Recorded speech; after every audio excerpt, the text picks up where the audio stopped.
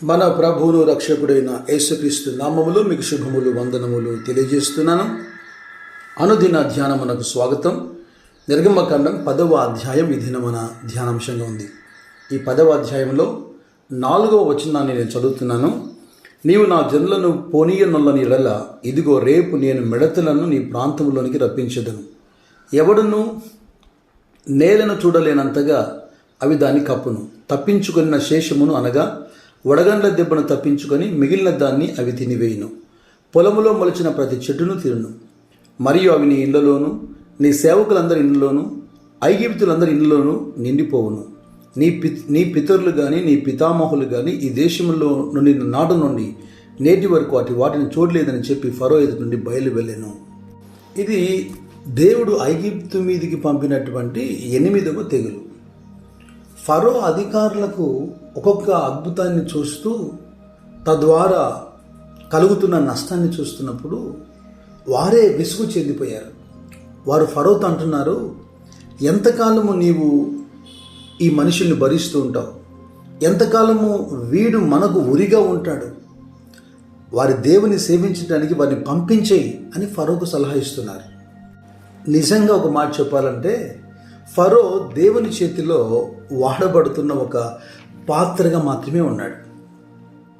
ఆ మధ్యకాలంలో నేను ఒక సహోదరునితో ఆత్మీయంతో మాట్లాడుతున్నప్పుడు ఈ అంశాన్ని నేను జ్ఞాపకం చేశాను. ఒక చిన్న పనిని చేసేదానికి ఒక సహోదరికి మేము అప్పచెప్పాము. అయితే సమయానికి ఆ సహోదరుడు ఆ పని చేయలేకపోయాడు. ప్రస్తుత దినాల్లో ఇది వీడు ఎందుకు చేయలేడు, మా పనిని ఎందుకు నెగ్లెక్ట్ చేశాడు అని మేము బాధపడ్డాం.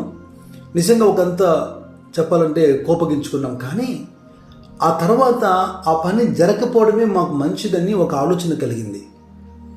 ఆ మంచి జరగకపోవడమే నాకు మంచిదని ఆలోచన కలిగినప్పుడు అరే, ఈ వ్యక్తి దేవుని చేతిలో వాడబడిన ఒక పాత్ర, అంటే మనము దేవునికి ప్రాముఖ్యం కనుక ఆ పని ద్వారా మనకు మేలు కంటే నష్టమే జరిగేట్టుగా ఉందని దేవుడు ఎరిగి ఉన్నాడు కనుక ప్రస్తుతానికి ఆ స్థానంలో ఉన్న ఆ వ్యక్తిని కఠినపరిచి దేవుడు దాన్ని ఆపేశాడు.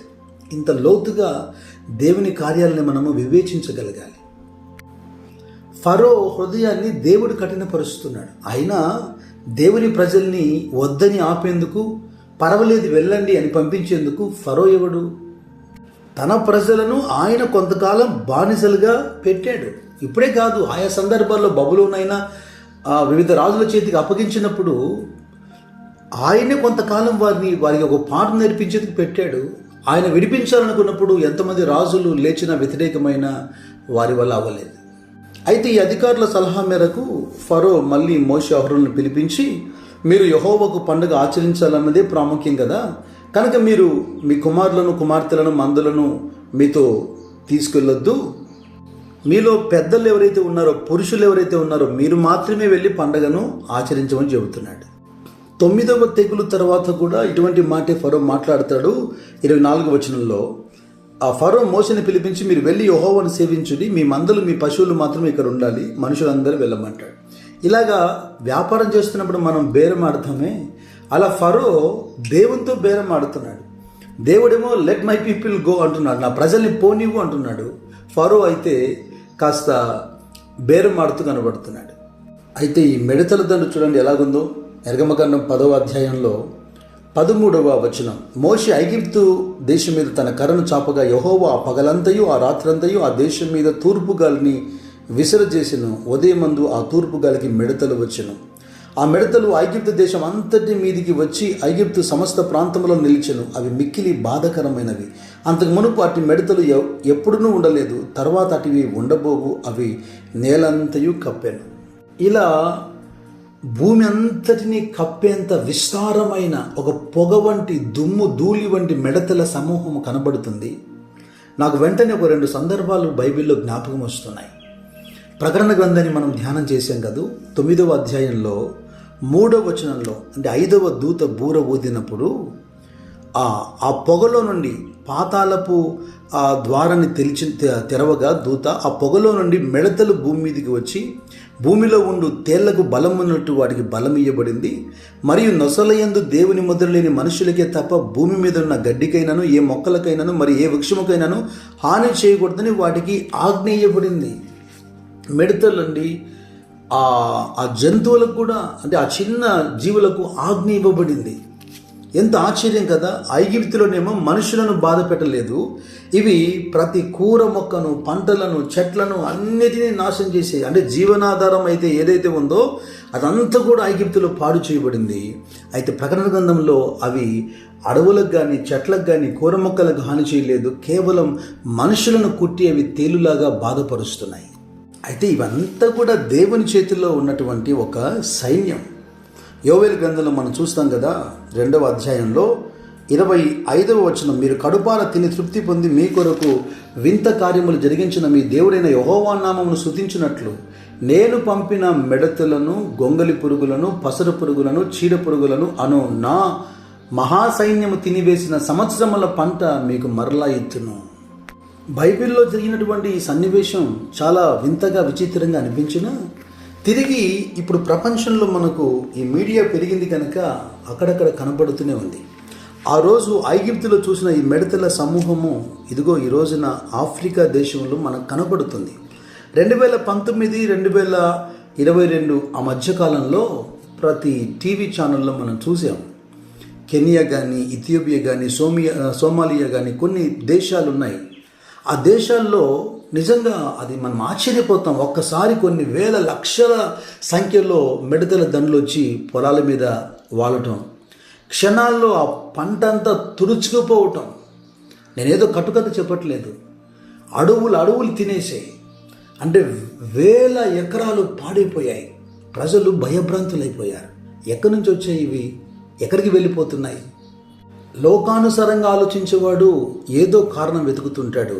కాస్త దైవికమైన మనసు ఉన్నవాడు ప్రతి చోట పాఠం నేర్చుకుంటుంటాడు. ఇక యథావిధిగా ఫరో హృదయం కఠినం చేయబడింది. ఇక్కడ 9వ తీర్పు లేదా ఆ తెగులు మనం చూస్తాం. నిర్గమకాండం 10వ అధ్యాయంలో 21వ వచనం, అందుకు యెహోవా మోషేతో ఆకాశం వైపు నీ చేయి చాపము, ఐగుప్తు దేశం మీద చీకటి తెలియనంత, అంటే చేతికి తెలియనంత చీకటి కమ్మున నేను.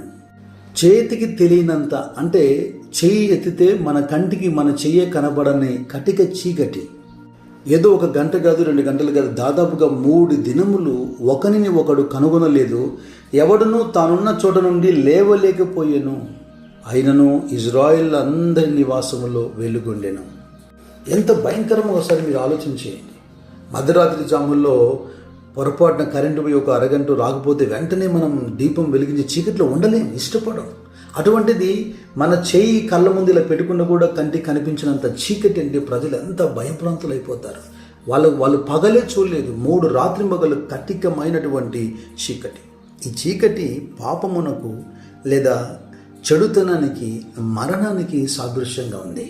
ఐగుప్తులో వాళ్ళు ఆరాధించేటువంటి దేవతలు, దేవుళ్ళలో సూర్యుడు కూడా ఒకడు గనక ఒక కోణంలో ఆలోచిస్తే, అంటే ఆ దేవుళ్ళను ఫెయిల్ చేసినట్టుగా, అంటే నిరాధారులుగా నిరూపించినట్టుగా అయింది. ఆదికాండం 1వ అధ్యాయములో సృష్టి కలగజేయక మునుపు ఏ విధంగా చీకటి జలముల మీద కమ్మి ఉందో, మత్తయి సువార్త 27:45లో యేసుక్రీస్తు ప్రభువును సిలువకు అప్పగించినప్పుడు, ఆయన సిలువ మీద మరణించినప్పుడు ఏ విధంగా దేశమంతా చీకటి కమ్మిందో, నిజంగా వెలుగై ఉన్న ఈ క్రీస్తు లేకున్న లోకాన్ని ఊహించుకోగలుగుతామా? అది నిజముగా అంధకారమే కదా. ఒక్క మాటలో చెప్పాలంటే darkness means absence of God's light or Jesus Christ. దేవుని శక్తిని, దేవుని మహిమను ప్రజలు గుర్తించాలని ఆ రోజు కట్టిగా చీకటిని దేవుడు అక్కడ అలుమజేశాడు. అయితే సువార్త భాగంలో అపోస్తుల కార్యంలో మనం చూస్తున్నాం కదా, అపోస్తులు మాట్లాడుతున్నారు, క్రీస్తును ఎరిగి గుర్తించకుండా ఇహలోక సంబంధమైన దేవత వారి మనోనేత్రాలకు ఇప్పుడు చీకటిని, గుడ్డితనాన్ని కలుగజేస్తుంది. ఐగుప్తులో జరిగినటువంటి తీర్పులన్నీ కూడా కాస్త నిదానించి చూడగలిగితే ప్రకటన గ్రంథంలో మనకు రిఫ్లెక్ట్ అవుతాయి. అది ఒక 3 దినాలు మాత్రమే కటిక చీకటి. ఇక శాశ్వతమైనటువంటి కటిక చీకటిలో పడద్రోసే ఒక అనుభవం. సూర్యుడు పూర్తిగా తీసివేయబడే అనుభవం. ప్రకటన గ్రంథం 21వ అధ్యాయంలో 22వ వచనం అంటుంది, సర్వాధికారి అయిన దేవుడకు ప్రభువును గొర్రెపిల్ల యుద్ధానికి దేవాలయం ఉన్నారు. ఆ పట్టణంలో ప్రకాశించుటకు సూర్యుడైనను చంద్రుడైనను దానికి అక్కర్లేదు.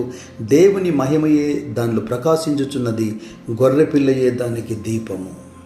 మీ పంటను, మీ కష్టార్జితాన్ని తినివేసి పాడు చేసినటువంటి ఆ పురుగులను ఆయన వెనకకు తీసి కోల్పోయిన సంవత్సరముల పంట తిరిగి మీకు ఇచ్చునుగాక.